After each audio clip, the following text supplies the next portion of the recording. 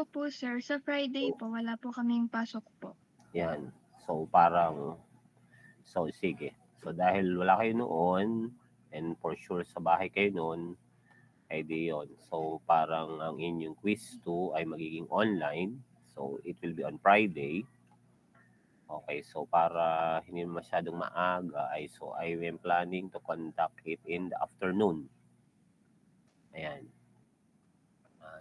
Para makapag-review pa kayo in the morning. Ang format ay magiging, ang unang part ay multiple choice. Yan. So dahil online, gagamit kayo ng Google form.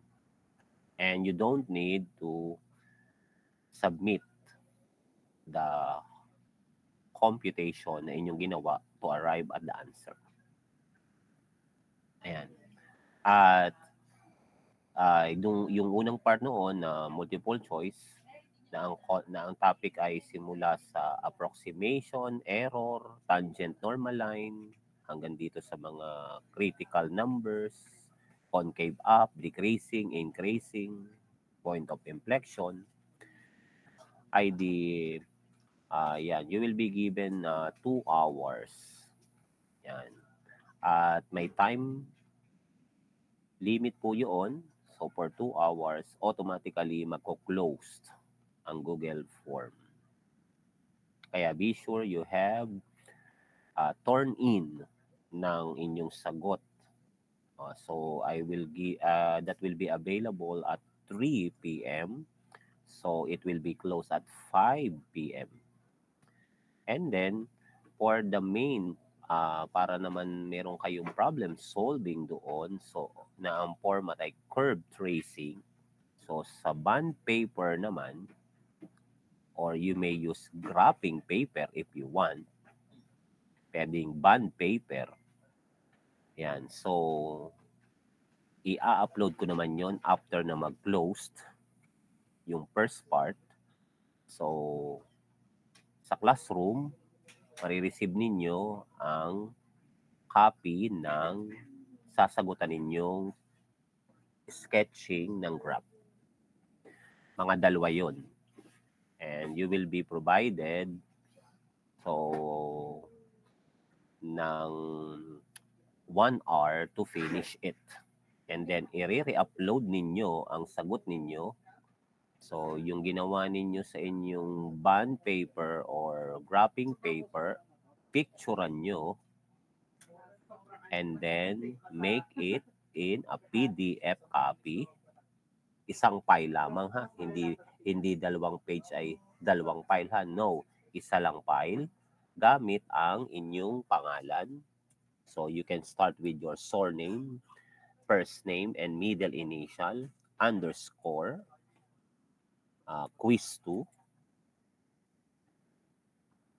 underscore, math 401 as a file name. Then you need to re-upload yan, yung PDF copy noon within 1 hour. Yan. Okay, so di ba bali hanggang 6th. Yan. So yun yung magiging quiz number 2 nyo. And I hope makakabawi kayo because of that. Okay sa inyo, class? Ang setup na yun. So sa mga absent ngayon ayan, I will post a complete details sa inyong group chat. Yan. Okay, so Friday at 3 p.m. 2 parts yun multiple choice for 2 hours, Google form, and then yung isa to submit the complete solution of the graphing. Now, you can do it in bond paper or graphing papers. And then submit as one file in a PDF copy. Okay? May further questions?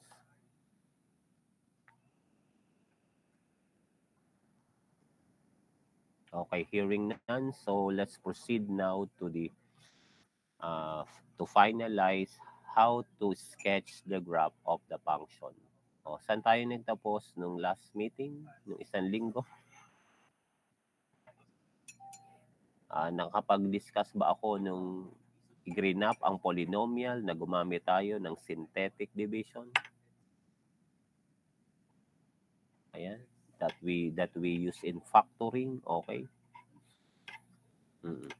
Okay, now, let us continue yung sa algebraic. Paano kapag may fraction na given? So, halimbawa po, ang naging function ay rational function. That means it involves the numerator and denominator. Yan po. Although nabigyan ko kayo ng background nito noong chapter 1, yan. So, dito mas kukumpletuhin natin ang pag-graph gamit ang calculus. So, kapag po ang algebra na given ay ganito, may numerator at denominator, ang tawag dito ay rational function. Yan. So, sa step 1 po, bukod sa x and y intercept, kukunin nyo po ang tinatawag na vertical at saka horizontal asymptote. Okay, so ang mga possible na given po ay may x sa taas, pwede rin wala, pwedeng constant lang yan, or equal ang degree, katulad nito, 2x saka x plus 3, or pwede rin mas mataas sa taas, x squared over x sa baba, x cubed over x sa baba, o pwede rin naman baliktad, x sa taas, x squared sa baba. So yan. So yan po yung mga possible na maging given na functions na may numerator at denominator. Now, how do you get the vertical asymptote? So ito idadagdag ninyo sa step 1 bukod sa x and y intercept. Pero pag mga polynomial tulad ng nasagutan natin nung nakaraan, ay wala na po nito. So for the vertical asymptote, isa-set nyo po, o wala pa tayo sa calculus, algebra pa lang po ito, yung original denominator ng function, equate mo sa 0. So in this case, ang denominator natin ay x plus 3. So equate mo siya sa 0, so you will get an x value of negative 3. This means that this is a vertical asymptote. At ito ay hindi part ng domain ng iyong original na function. Kaya pag drawing nyo po ito, gagawa ka ng, o bibilang ka ng negative 3, so to the left ng origin. Tapos doon ay gagawa ka ng vertical na hidden line. O, ang tawag mo doon ay vertical asymptote. O, hindi yan, hindi mag-i-intersect dyan ang graphs mo. Kasi asymptote nga siya. Now, para naman sa HA, horizontal asymptote, so ito po class ang criteria. If the degree is the same, o, tulad nito, 2x saka x, o parehong x, same ang degree. Ang procedure ng pagkuha ng horizontal is just divide the coefficients of the highest degree, both numerator and denominator. So, 2 sa taas, 1 sa baba. So, 2 over 1 is 2. Kaya automatically, the y-intercept is 2 over 1 or 2. O, paano naman ang hitsura noong y is equal to 2? O, edi yun naman po ay ang y is equal to 2, yan naman po ay horizontal line na ang y ay positive 2. So, kaya ang tawag ay horizontal asymptote. Now, sa ibang given, halimbawa daw ay if the denominator, the bottom part, is heavier, that means mas mataas ang power, tulad nitong x squared po, x sa taas, ang y po, ang horizontal asymptote po nito ay wala, 0. So that means sa y-axis. Sa x-axis pala, y is 0. That means x-axis ito. So kapag mga ganito ang hitsura, ang x-axis ang horizontal asymptote. Kapag masyadong namang mataas ang power ng numerator, no horizontal asymptote. Pero kapag 1 degree lamang higher, halimbawa x squared over x, may slant or oblique asymptote po siya. So sa ibang given, possible ito ang meron. Now, sa ating sinosolve, yan. So tulad nito, x squared plus 1. Ito yung 1 degree lang ang higher.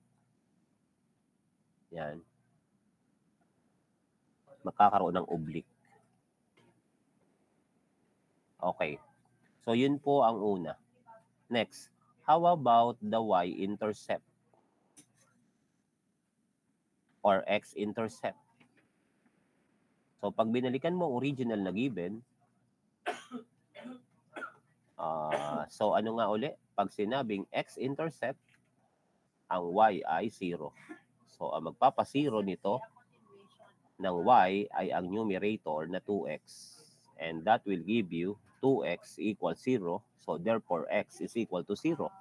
So that means the origin is the x-intercept. Pag ang ginamit mo naman ay y-intercept, iseset mo naman ang x ay 0. So this will become 0 all over 0 plus 3, 0 pa din. So origin ang both x and y-intercept. Ayan. So may tatlo na tayong naging findings. VA, HA, at saka ang intercepts. So that is step 1. And these are done purely algebraic. Now, step 2, we are to get the derivative. Since the given is y is 2x over x plus 3, if you are to apply the derivative with respect to x, that will give you the y prime. Dahil ito ay naka-quotient, so quotient rule ang ating gagamitin. So low, the high, minus, high, the low, all over the square of what lies below. So the low is x plus 3. The derivative of high is 2 minus the high is 2x. The derivative of the low is 1 all over the square x plus 3. Then do not cancel x plus 3 hat. That is not allowed. Yan. So, nung binigay ko sa inyo ang midterm ninyo ay sana po'y na-realize niyo yung mga bawal na yun. Okay, next. To simplify, sa taas, 2x plus 6 minus 2x. Then makakancel ang 2x. Then ang isa ay plus, ang isa ay minus. So, ang sagot nyo ng y prime ay 6 divided by x plus 3 squared. Ngayon, ginagamit natin ang y prime para kunin ang critical number kung allowed. Candidate pa lang. So, paano ang gagawin? Is either ang y prime ay equate mo sa 0 or undefined. Diba yun ang meaning ng critical points. Ngayon, dahil walang x sa numerator nito, walang y prime na magiging 0. Kaya sa denominator tayo nakapokus, and that will make the whole fraction undefined. Kaya, para maging undefined ito, para makuha mo ang y prime niya, ang critical number, i-equate mo ang denominator sa 0. And then, take the square root. Tanggal na ang squared.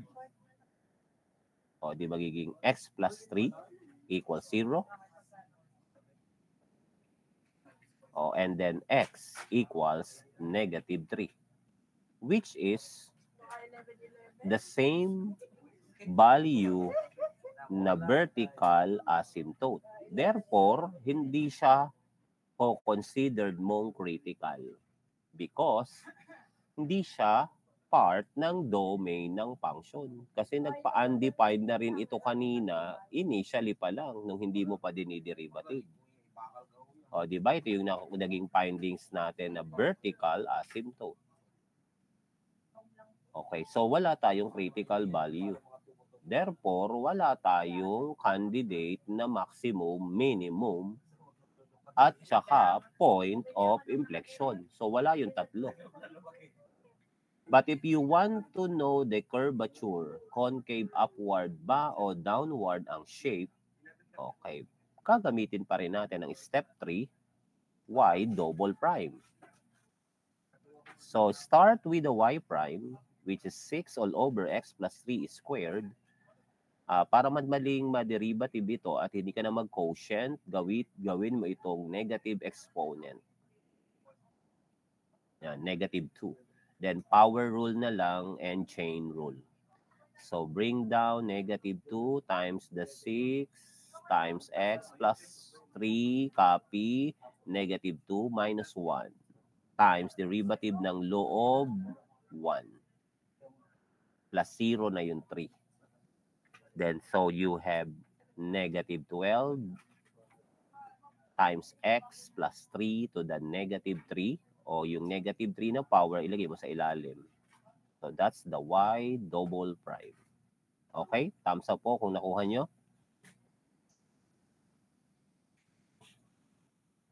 Oh, and now, since hindi naman natin nga kailangan yung negative 3, kasi hindi naman siya considered critical numbers because that's not part of the domain, may horizontal siya, pero pwede natin siyang gamitin pang testing. Diba? Tandaan nyo yung namimili tayo ng less than at greater than dito. So, pag pumili ka ng mga less than na negative 3, halimbawa, negative 4, ano magiging sagot ng y double prime? So, sa ilalim, negative 4 plus 3 is negative 1. Cube, negative 1. May negative 12 sa taas. So, ibibigay sa iyo ay positive ang y double prime. At kapag positive ang y double prime, concave upward. So, kaya class, pag ating iplinat, yan. So, yan. Makikita nyo na class dito. Drinowing na natin ang vertical asymptote na nakuha nyo sa step 1. Negative 3 ang x value. At ang horizontal asymptote, positive 2. O, pili ka ng number na mga less than negative 3, yung mga negative 4. Ang nakuha mong y double ay concave upward. Hindi na rin eh. Kaya class, yun ang hitsura. Pa-concave up. At bakit hindi na nyo idudugtong pampataas din eh? Because asymptotic na po siya dito sa y equals 2. At asymptotic din po siya sa y is negative 3. X is negative 3. Okay, how about sa mga more than 3? Including 0 na dadaanan ng origin, di ba ang origin kanina ang ating x and y intercept. So, anong behavior naman dito sa more than negative 3? O, pag isinubstitute mo sa ating y double prime, 0 plus 3 is positive. And all value na greater than negative 3, magpa-positive ang ilalim. Negative ang taas. So, ang overall y double ay negative. And that will mean concave downward. So, kaya, ang itsura ng graph mo dito sa may more than negative 3 ay lahat naman ay ayan, concave. Yun. Lahat naman ay pa-concave down. At asymptotic din siya doon. Sa y is positive 2 at sa x is negative 3. Yan na po ang hitsura ng graph noon. Guess nyo class? So, hindi naman po lahat ng graph ay may maximum, may minimum, at my point of inflection. Okay, maliwanag po. Yan. So this is an additional. Yan. So for practice, meron pong additional na mga given ganito na nasa inyong module sa end ng chapter sa pagke-curve tracing.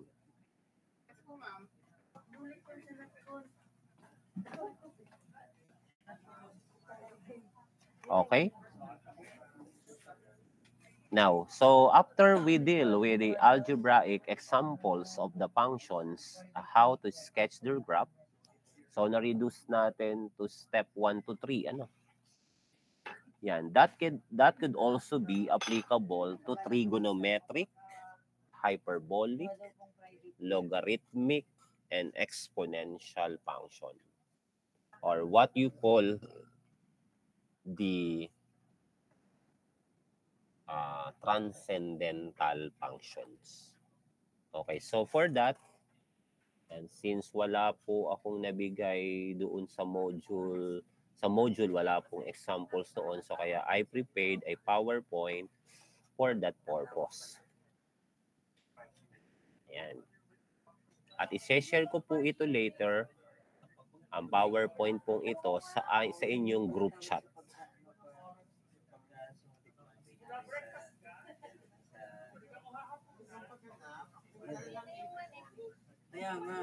So unahin po natin ang mga transcendental function. Okay, so the first type of these functions are the trigo.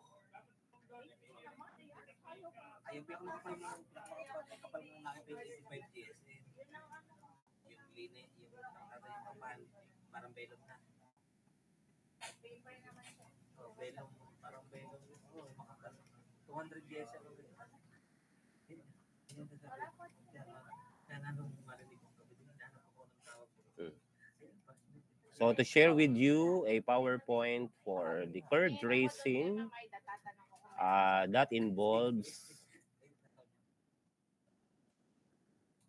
ayan na po. Kita na po, class.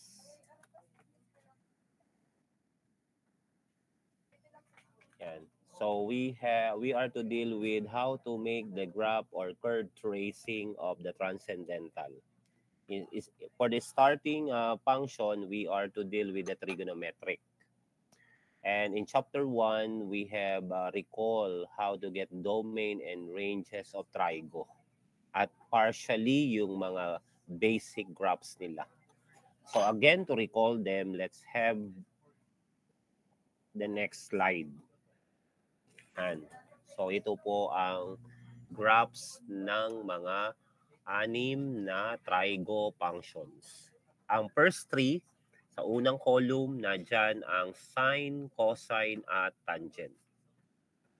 Yan. So itong tatlong ito ang dapat na talagang kabisado nyo dahil sa pag-aaral ng mga waves sa physics ay you are to deal with this kind of shape of waves.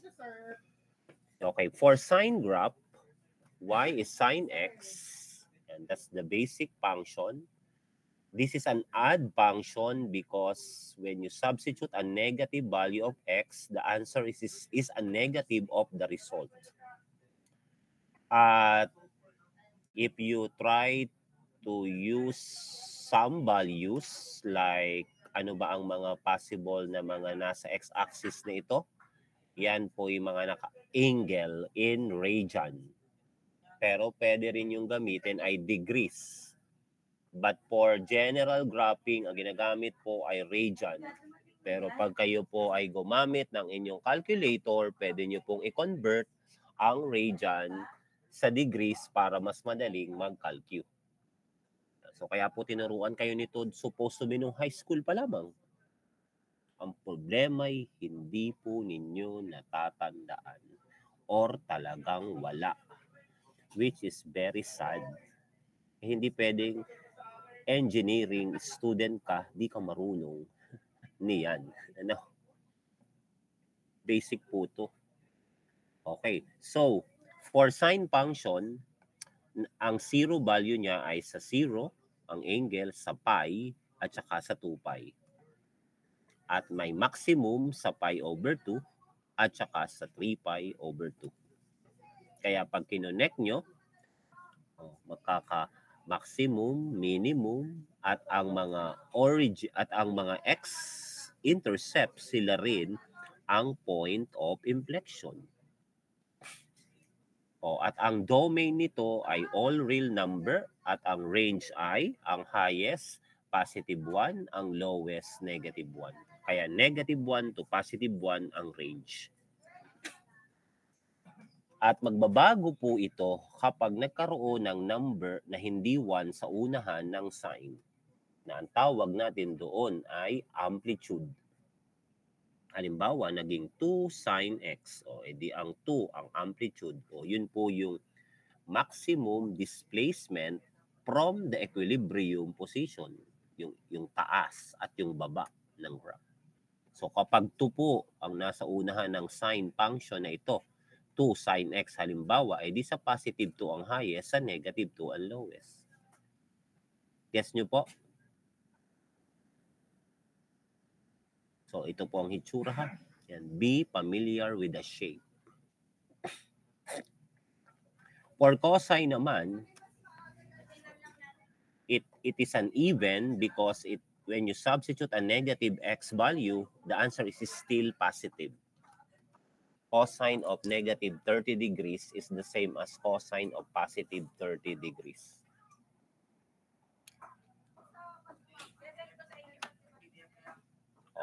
At ang cosine po ay nag-i-start sa mataas na level. Kaya nag-start siya sa 1 sa halip na sa origin na 0. So sa 1. Then saan siya magsi-0 ay sa 90 degrees or pi over 2 at saka sa 270 degrees or 3 pi over 2. At ang maximum, dalawa, sa 0 at saka sa 2 pi. Ang minimum ay sa pi. Kahit i-check nyo sa calculator, cosine 0, it will give you 1. Cosine 360 degrees, it will give you 1. Cosine 180, it will give you negative 1. Tama ga? No? Kaya sometimes you need to check always at be familiar to how to use your calculator. Huwag kayong maging tanga dyan sa paggamit ng calcu. Kulay ano na yan, di ba? Ano po?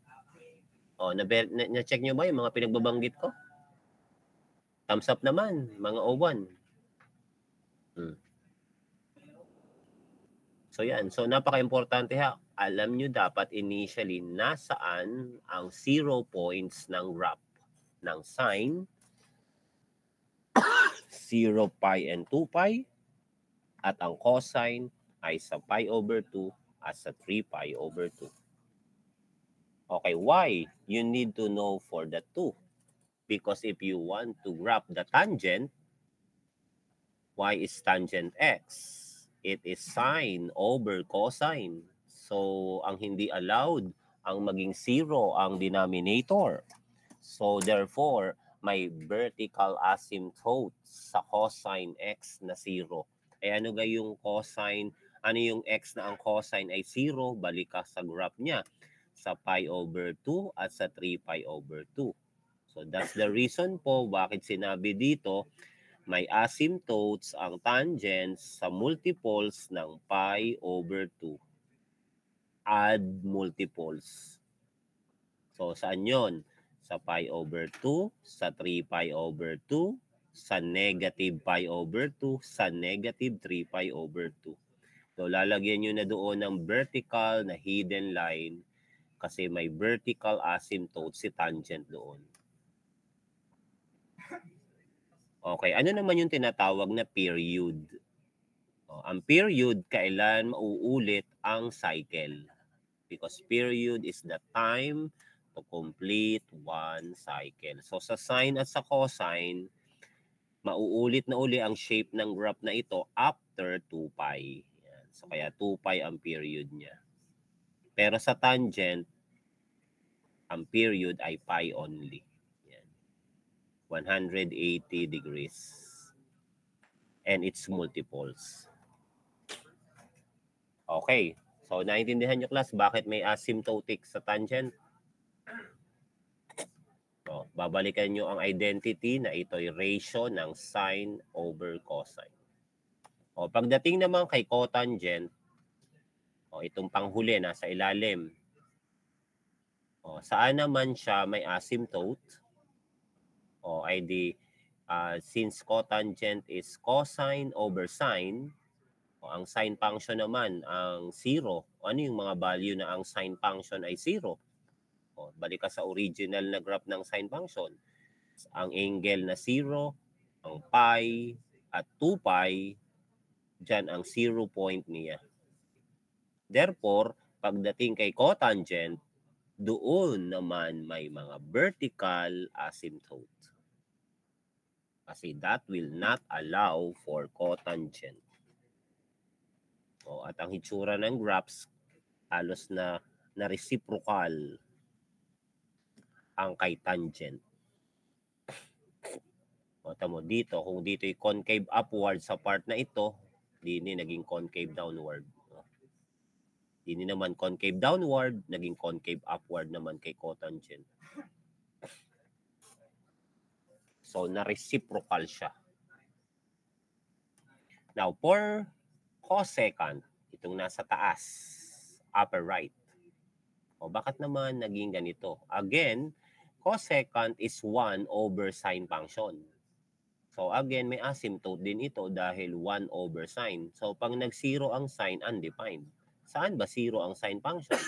Sa 0, sa pi, at sa 2 pi. Kaya, doon sa tatlong yun, may vertical asymptote si cosecant.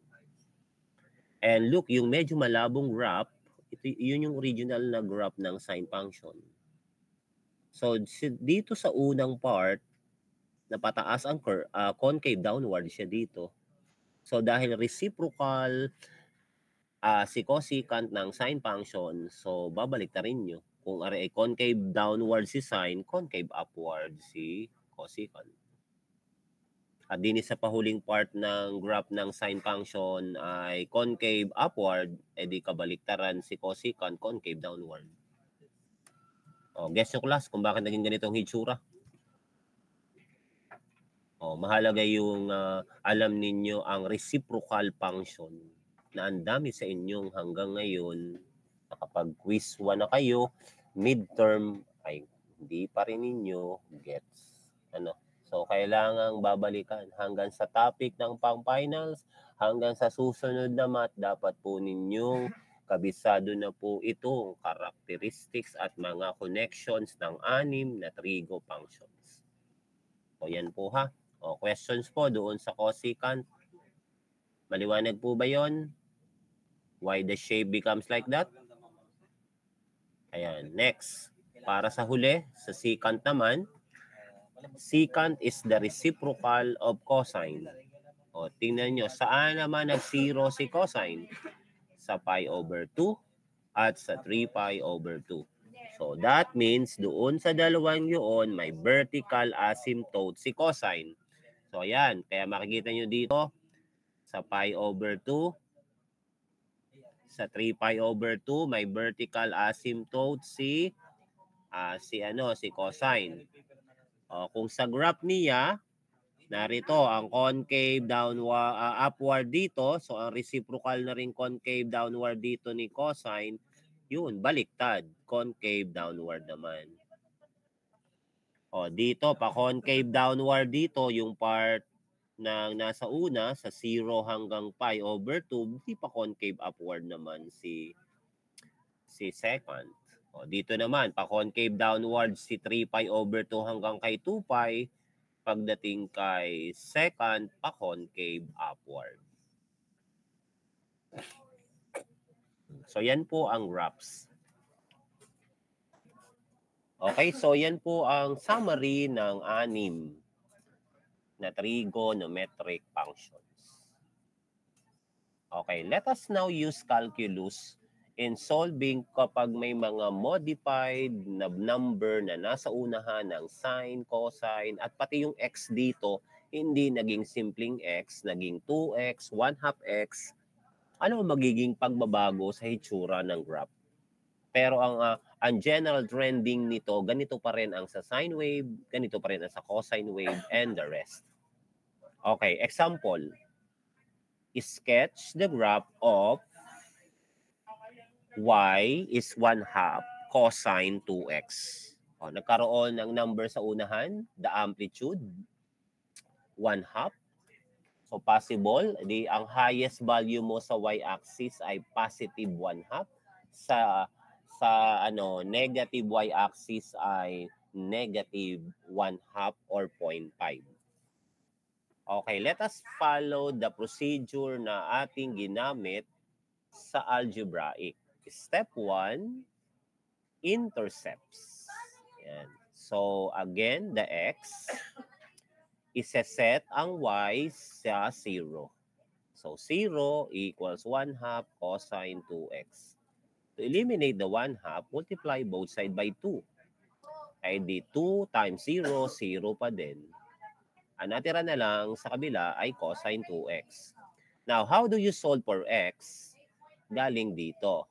Hindi po natin pwedeng gawing divide both sides by cos. And divide both sides by 2. Mali. Una, ang gagawin nyo po ay ang inverse cosine or the arc. O, tandaan nyo pa yan. Ka-inverse. O, paano na magbe-press sa calcu? To solve for 2x. O, shift cosine 0. Ano ibinigay sa inyong sagot sa calcu? Pakisulat sa chat box. Inverse cosine 0. Kung walang inverse ang calcu, yung shift ang gamitin. Then press cosine, then 0. To evaluate arc cosine 0. Okay po.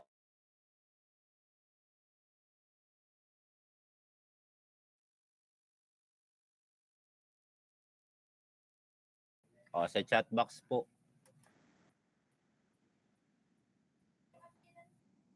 Ano pong sagot nyo? Hello, 11:01.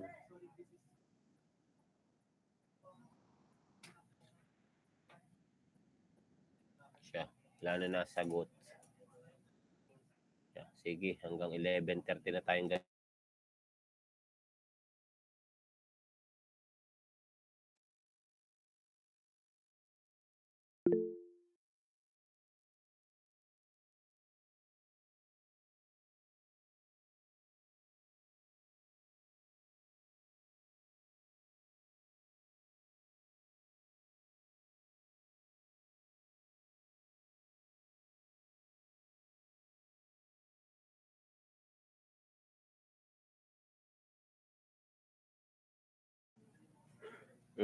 So, the calculator gives you an angle in degrees. But in the graphing, you are to use radian. So, instead of 90, ang isusulat ninyo ay ang radian equivalent niya, although yan ang nakuha nyo sa calcu. So, that is pi over 2. Now, bukod sa pi over 2 or 90 degrees, hindi na po binigay ng calcu ang iba pa. Paano nyo malalaman? So, babalikan ninyo ang graph ni cosine function. Bukod sa pi over 2, saan pa ba naging 0 kanina ang graph ni cosine? O, ito yung isa, pi over 2. Ano pa yung isang ito? The 3 pi over 2. At kapag gumawa ka pa ng another cycle, idunugtong mo pa.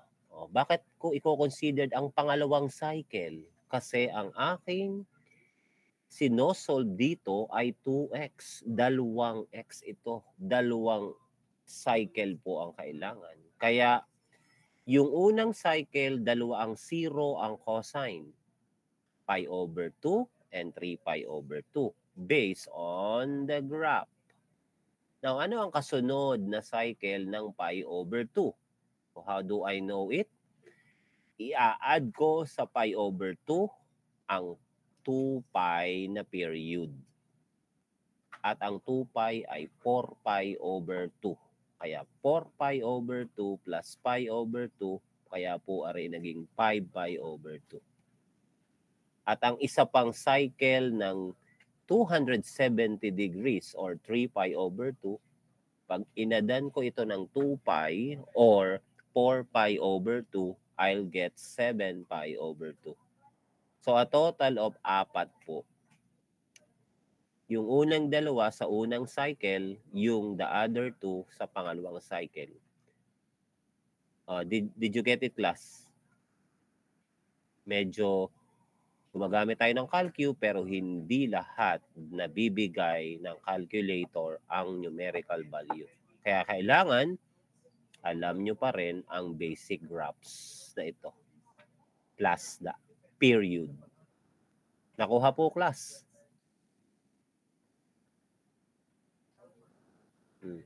Now, since ito po ay 2x, mga 2x ang valueng ito, to find the x, divide all of this by 2. So, you will get x, ang sa pi over 2 divided by 2, magiging 45 degrees or 4 pi over 4. Ang 270, magiging 135 degrees or 3 pi over 4.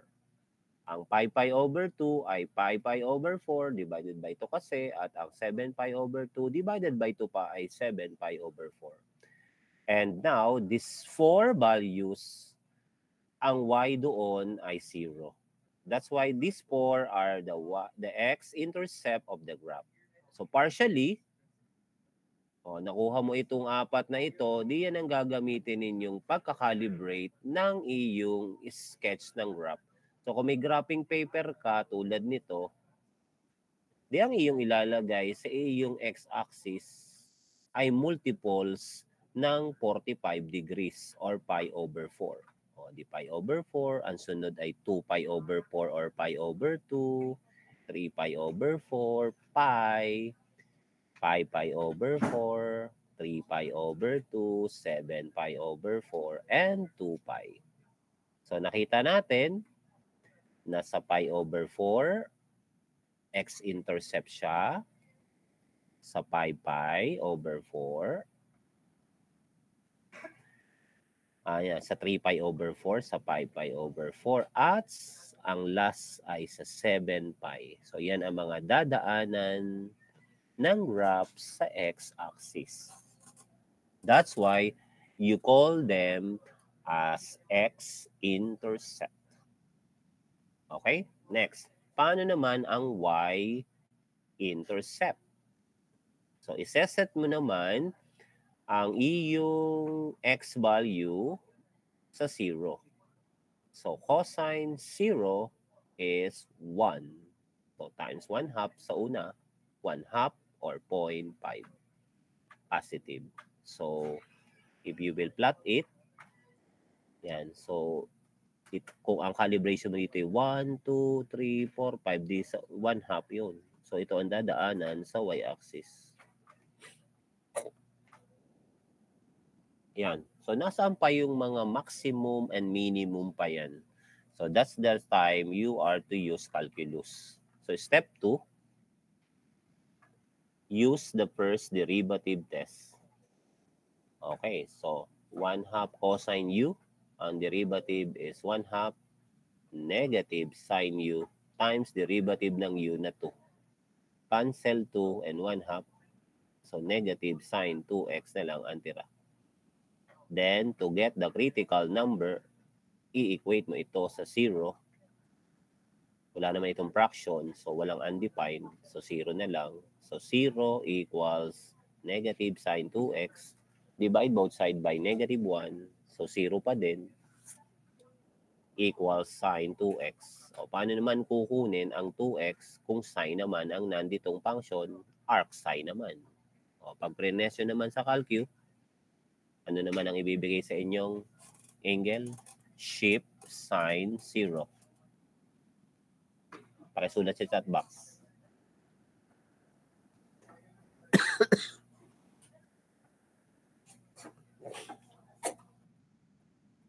Yan, 0. At bukod dyan, isa lang po ang ibinigay ng calculator.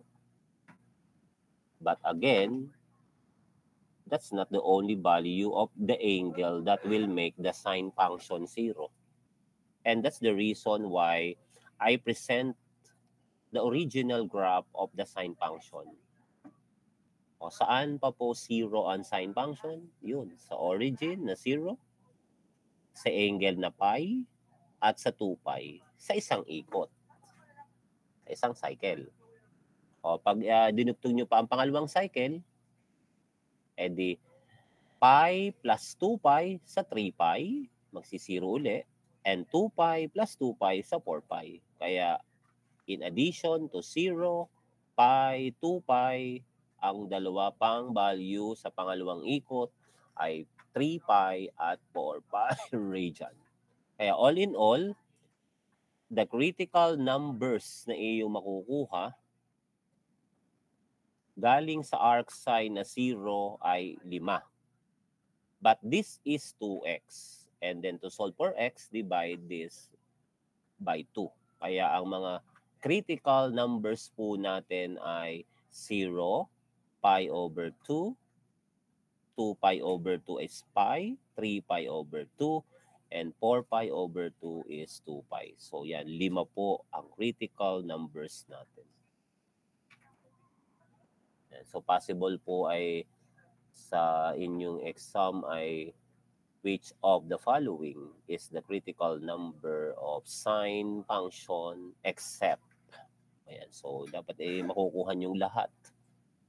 Kasi pag hindi nyo na-determine ng kompleto at may nakaligtaan kayo, posibleng magkamali kayo ng pagsasagot doon sa possible multiple choice questions that ask you about critical numbers. So ngayon, how do we know which of these are maximum and minimum or point of inflection? Step 3. Second derivative test. So ang ating y prime ay negative sine 2x. So isa pang derivative nito, negative sine u, ay di negative cosine u times derivative ng 2x ay 2. So, negative 2 cosine 2x. And substitute dito ang ating 5 critical numbers.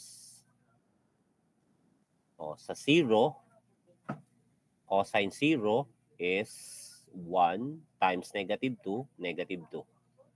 That is less than 0. So, sa x na 0, relative max. So, paano nyo kukunin ang y value? Isa-substitute nyo ang x na 0 sa original. Hindi sa y prime, hindi sa y double prime, sa original. O, cosine ng 0 is 1, so ang y ay 1/2. Yun. So, sa 0, 1/2 na coordinate, relative max. Which is partially, ito na yun. So, hanggang doon na pala, maximum na pala yun. Next, how about sa value na pi over 2? Pag sinubstitute mo dito, magiging cosine pi ito. That is negative 1. Times negative 2 sa labas, positive 2 na. And that is greater than 0, so relative minimum. At ano ang magiging y na katumbas ng pi over 2? I-substitute mo ang pi over 2 sa original. Dito ay magiging cosine pi, negative 1 yun, times 1/2, negative 1/2. So kaya, pag iplinat natin, sa pi over 2, negative 1/2. Yan. Yun, nandoon. At minimum po siya, relative minimum. And then, yan, makikita nyo na ang trends. Sa pi, you will get negative. Ang y double, maximum uli.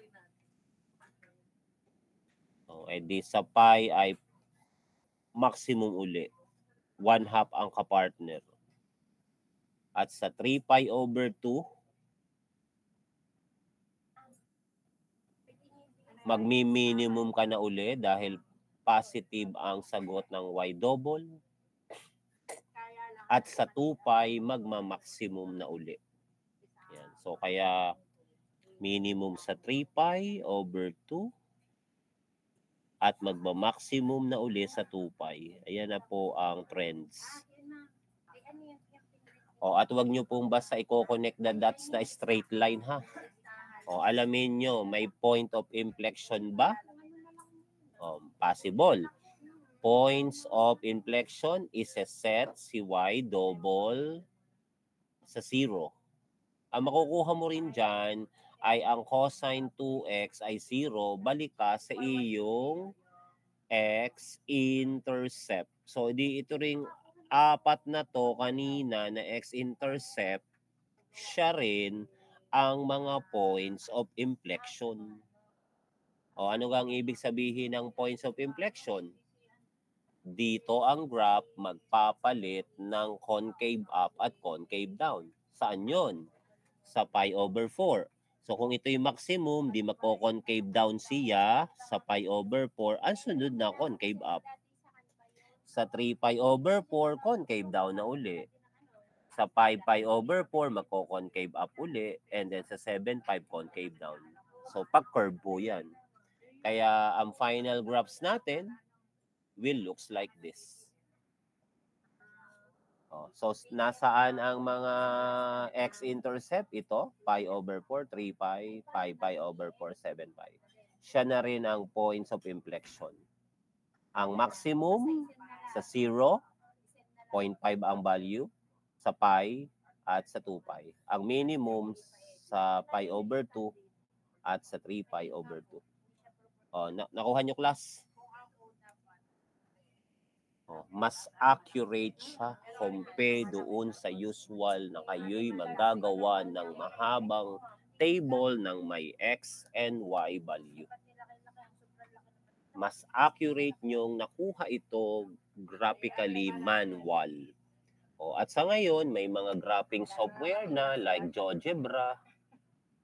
Mabe-verify ninyo kung paano, bakit naibigay basta-basta ng GeoGebra na software ang hitsura ng graph. Doon parang na magic na tinype nyo lamang ang equation, kusa na siyang nag-graphs. Bilang engineer, dapat alam nyo bakit nangyari yun. Para ma-check ninyo, valid ba ang technology ginamit nyo. So, as engineer, hindi kayo basta lang nakapag-invento, nakapag-design ng technology. Kailangan alam nyo ang mechanism, ang procedure kung paano yung ginagawa. At kaya tayo nag-aaral ng science, math, at saka ng mga engineering problems, subjects na inyong tinitake. That's the reason po. Nakuha po, class?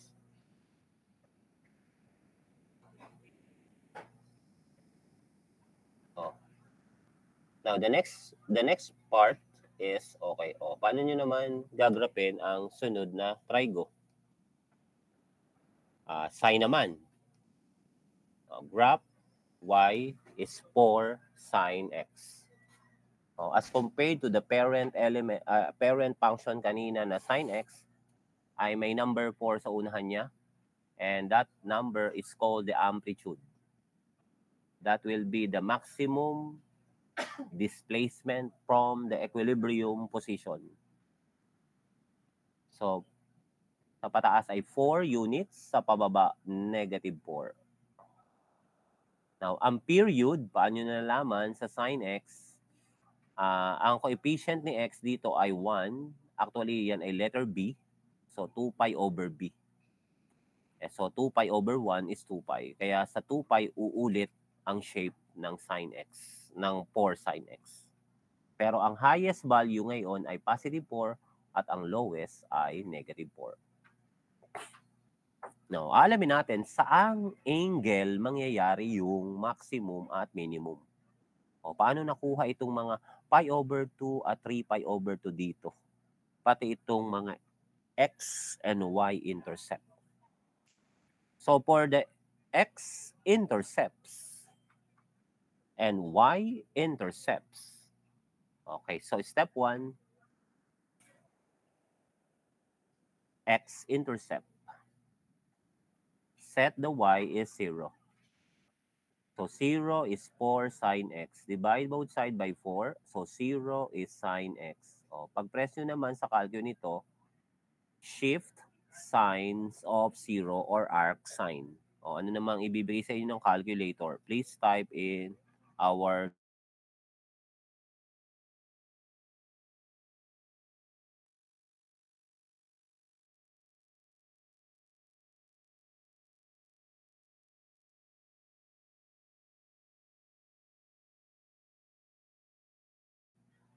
shift sign of 0.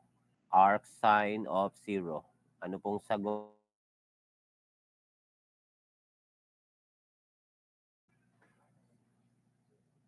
O yan. So it gives you 0. But again, di lang po yan ang finalize nyong value. Babalikan nyo ang parent function kanina. O, saan pa ba 0 ang sine function? Yan. So, hindi lang po sa 0. Yan. Hindi man po binigay ng calcu by means of the analysis of this simplest graph of sine x sa pi at sa 2 pi ang isang cycle. At dahil x lang po ang nating nasa given, hindi na po natin isasama ang second cycle. Kaya initially, yung binigay lang ng calcu ay 0, but because of the ang dapat nating awareness sa graph ng basic na sine x, so bukod po dyan, mayroon pang 180 degrees or pi and 360 degrees or 2 pi. So, dito po sa tatlong ito, ang x-intercept. Kaya partially, pag ating grinap, so meron tayong 0, meron tayong pi, at 2 pi na mga x-intercept. Yan. Okay, how about the y-intercept? O, pag sinubstitute nyo ang x ng 0, sine 0 is 0 times 4 is 0. So, origin ang y-intercept. O, yun na rin. So, hindi dadaan anywhere in the y-axis except doon din sa origin. Okay, how about the critical numbers? So, the possible maximum and minimum. So, you get the first derivative. So, derivative ng sine is positive cosine. Equate mo to sa 0 to get the critical numbers. Okay? Divide both side by 4. So, 0 pa din. Then, shift cosine naman. Arc cosine. O, kanina, sa unang cycle, ang nakuha nyo ay 90 degrees. Sa pindot nyo kanina sa calcu, nung kinuha nyo ang intercept, that's the pi over 2. Sa unang example. At bukod dyan, balikan mo po ang ating graph ng cosine. Ayan. So, 0 din si cosine sa 3 pi over 2. Kaya po hindi man naibigay ng calcu ang 3 pi over 2, isasama nyo po siya as solutions dito. Okay, so there are 2 x values. Okay, sa pi over 2, isa-substitute nyo siya sa original to get the y counterpart. Sine ng 90 is 1, so y is positive 4. And sa 3 pi over 2, negative 4. So, pag plinat mo yon sa pi over 2, positive 4. Ayan. Sa 3 pi over 2, negative 4 dito naman. So, parang candidate na ito as maximum, ito ang minimum. So, hindi po pa-triangle ang inyong pagko-connect. O, tingnan nyo class ang concave. O, ay di kunin nyo ang second derivative. O, ano? Ayan. ang first derivative ay 4 cosine x. So, derivative pa uli niya ay negative 4 sine x. So, dyan mo po i-substitute ang dalawang critical number natin na pi over 2. This will give you positive 1 times negative 4, negative 4. And because that's negative, it's less than 0. So, relative max talaga si pi over 2 na may value na 4. At si 3 pi naman, ang ibibigay sa iyong y double ay positive, so relative mean. O, di ba? Bukod sa relative max at relative mean, pag negative ang y double, concave downward ito. Dito naman sa minimum, concave upward. So kaya class, pag dinugtong mo na itong 5 points na ito, concave down dito sa una at concave up sa pangalawa. So finally, ito ang hitsura ng graph. Oh, x-intercept, 3, 0, pi, and 2 pi. Critical number, pi over 2, nagbigay ng maximum value. At 3 pi over 2, nagbigay ng minimum value. So positive ang y double dito, kaya concave, negative pala dito, kaya concave downward. At dito naman sa 3 pi over 2 ay concave upward. Okay po, class?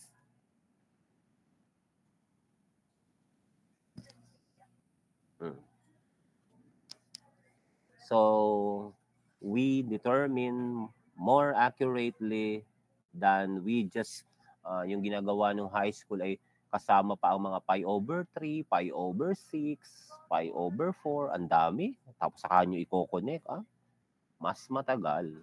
But here, we just determine the critical numbers.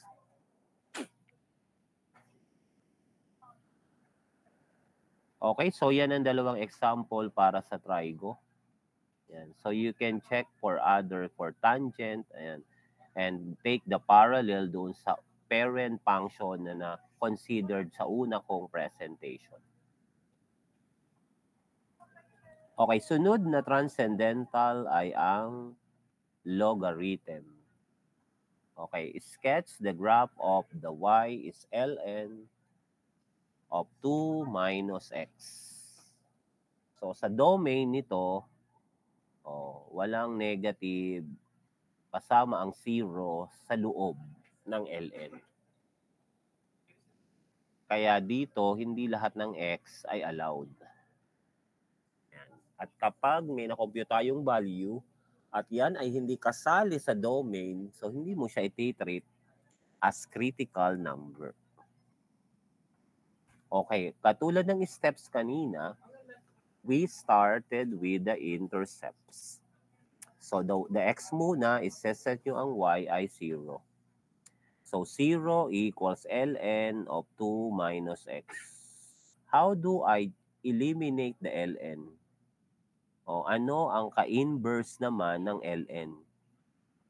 Kung kanina ay cosine, ang ginamit nyo ay r cosine. Kasi yun ang ka-inverse niya. Kung kanina ay sine, ang ginamit nyo ay arc sine. Ngayon namang ln, ano ang kabaliktaran ng ln? Wala namang 1 over ln. Anong function ang ka-inverse ng ln? Hello? Tier 1? Hello?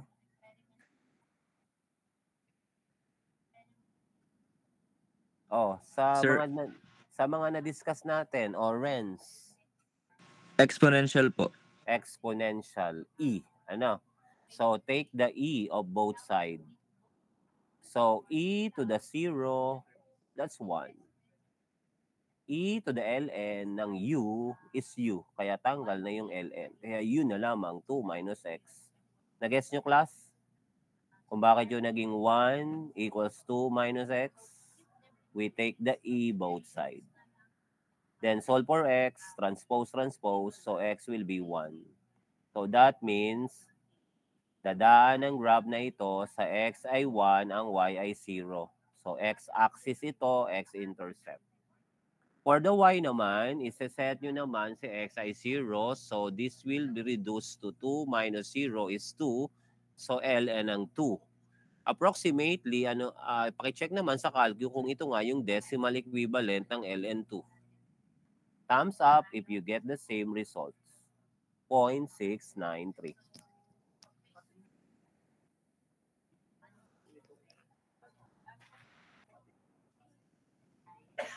Ayan. So, yan naman ang dadaanan sa y-axis. Oh. Next, to get the critical numbers, take the first derivative. So, let u is 2 minus x. So, ito yung ln u. And the derivative of the ln u is 1 over u du. So, 1 over 2 minus x, then ang derivative ni 2 minus x ay negative 1. So, negative 1 over 2 minus x ang y prime. Okay, dahil walang x sa taas, wala tayong makukuha sa y prime equals 0. Sa undefined tayo magkakasagot, and that is by setting the denominator 2 minus x to 0, you will get x is 2. But, hindi po automatically ay critical numbers ito because pag sinubstitute nyo si 2 sa original, what will it gives you? Oh, allowed ba sa calcu ang ln of 0? Check nyo nga. Wala. Oh. Math error ang lalabas. So, that means hindi. Yan. So, this is not a critical number. Although na-solve mo siya because it's not part of the domain. So, that means wala tayong maximum, minimum. O, paano natin makukuha ang itsura ng graph? O, di, kung saan na lang magko-concave up at down. So, is second derivative mo. Ang derivative na nito ay negative 1 times 2 minus x to the negative 1. Sa halip na quotient, gawin ninyong sa taas siya para power na lamang. Di ang magiging itsura po ay negative 1 over 2 minus x to the negative 2. Di magiging nasa ilalim. At kapag sinubstitute nyo, ang nakuha nyong to kanina, mag-undefined din to. So, talagang na-confirm natin both in the first and second derivative na wala talagang extrema. Walang maximum at walang minimum at point of inflection siya. Okay, paano nyo malalaman kung, so dadalawa pa lang ang nalaman natin dito. Ang x-intercept ay sa 1, 0. Yun. Ang y-intercept ay 0 si x at 0.693 ang y. Ayun yun. Hindi naman pwedeng, hindi saktong 1/2, 0.693 lang yun, less than 1. Hindi pwede yung basta yung dalawa lang ay i-connect. Hindi naman straight line ang connection. Paano nasabing pa-concave down?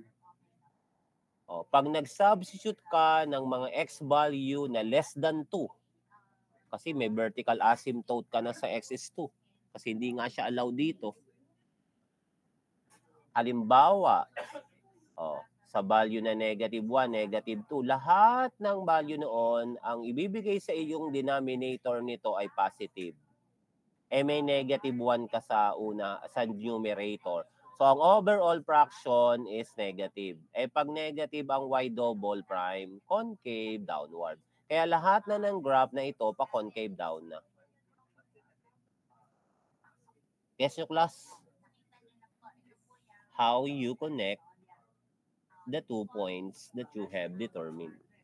So, yan na pong kulay blue, ang final graph of our logarithmic.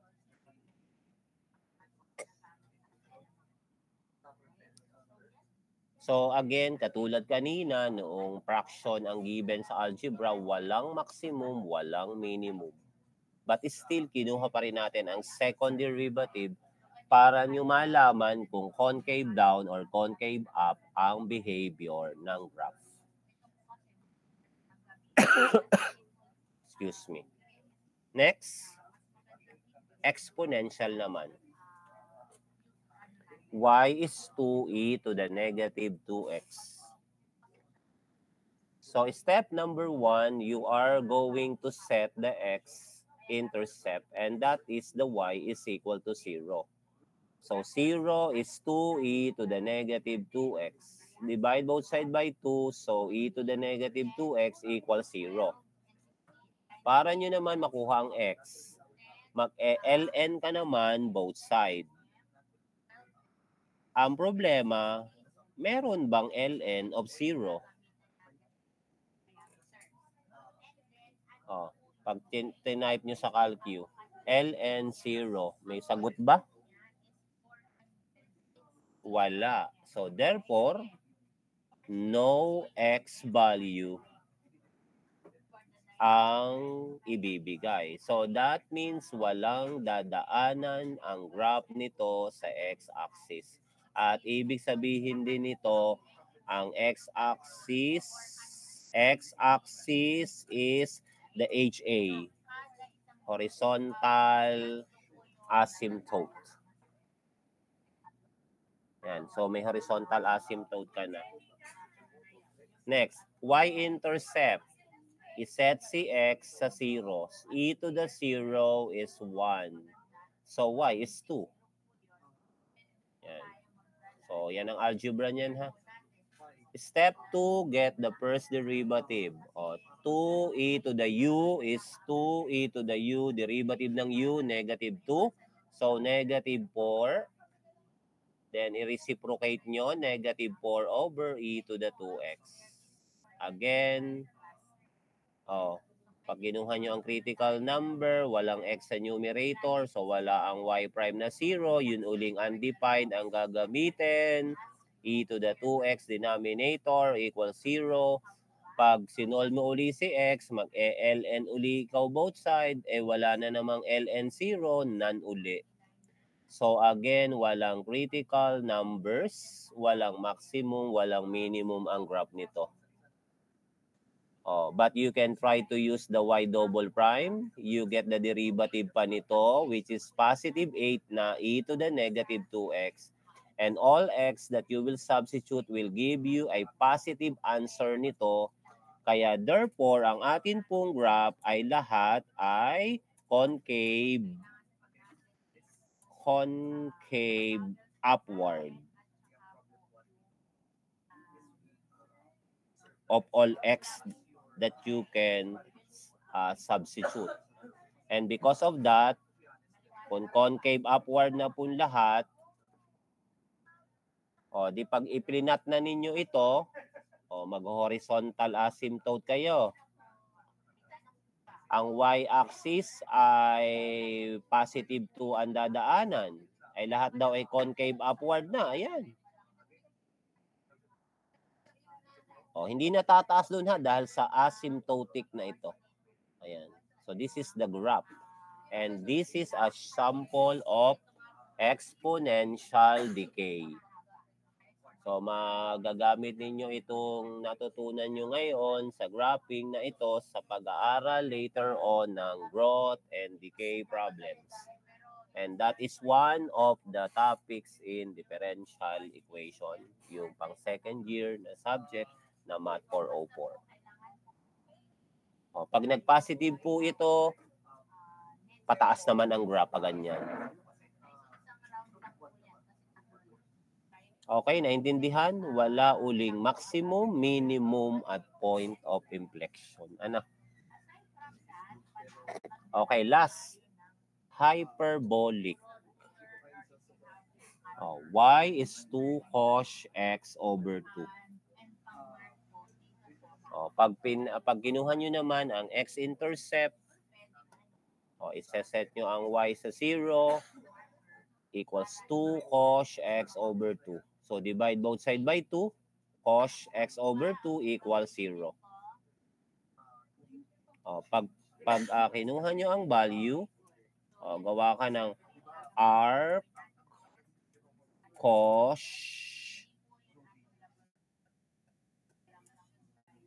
ng cos, edi makakancel.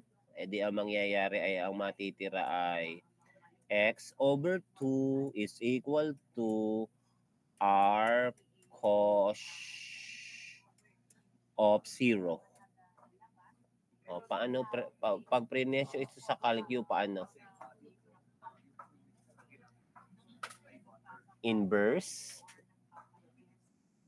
HYP, then cosine, then 0. Anong binigay ng calcu?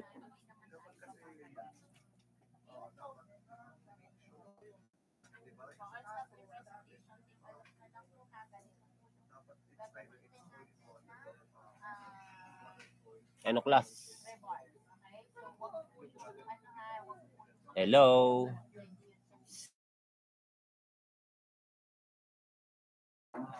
Pagkakalkyo na ay kayo ay halatang-halata na kayo ay mababagal kumilos.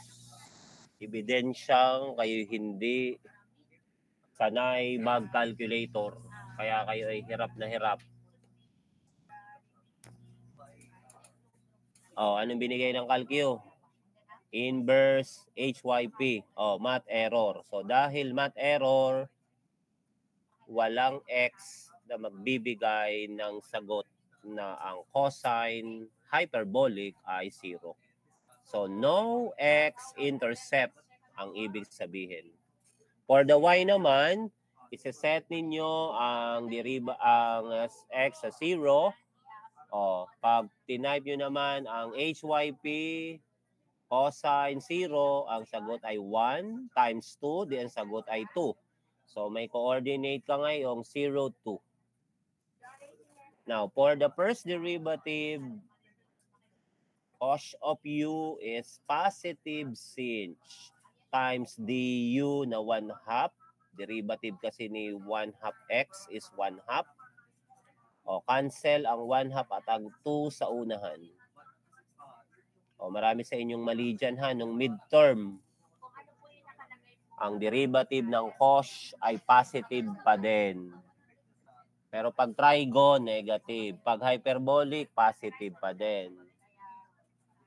I-equate mo ito sa 0 at mag-inverse ka uli. I-perform mo naman ang arc sinh of 0. Yan ang magiging x over 2. Anong ibibigay sa iyong sagot?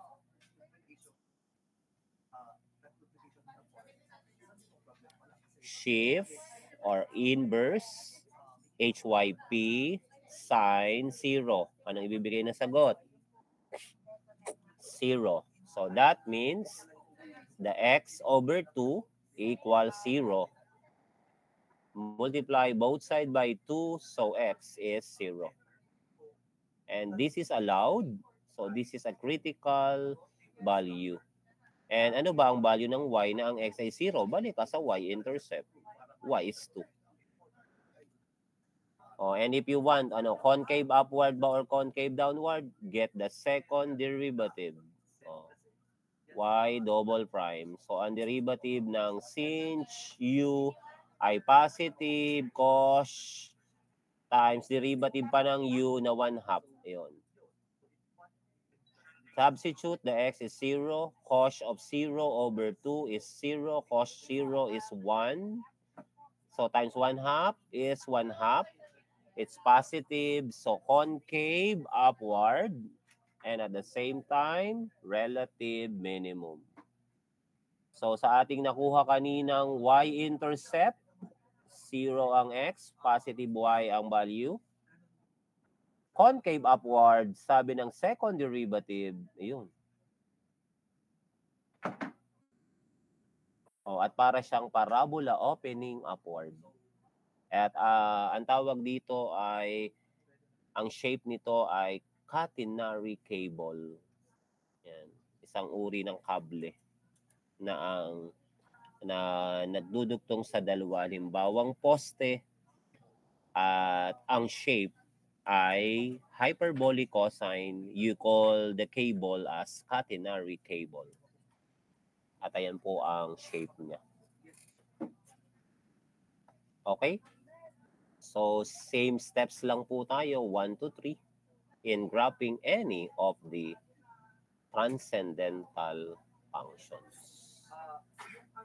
So, hanggang dito po ang magiging coverage ng inyong magiging quiz number 2 on Friday. So, online quiz ang first part, pati yung second part, but you need the second part you are to upload in a PDF copy using the file name I have given kanina. Okay? So I will send this copy of the PowerPoint in your group chat. Yan natin. Okay? So with that, may tanong pa po kayo?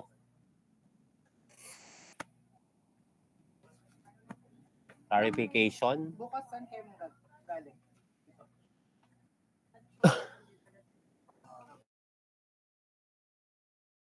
Okay, so kung wala na, that's all for now. Thank you very much. So see you for face-to-face meeting tomorrow. We will discuss yung pang-final exam sa topic na about optimization problems. Thank you and goodbye for now. Salamat po. Thank you po, sir. Thank you po.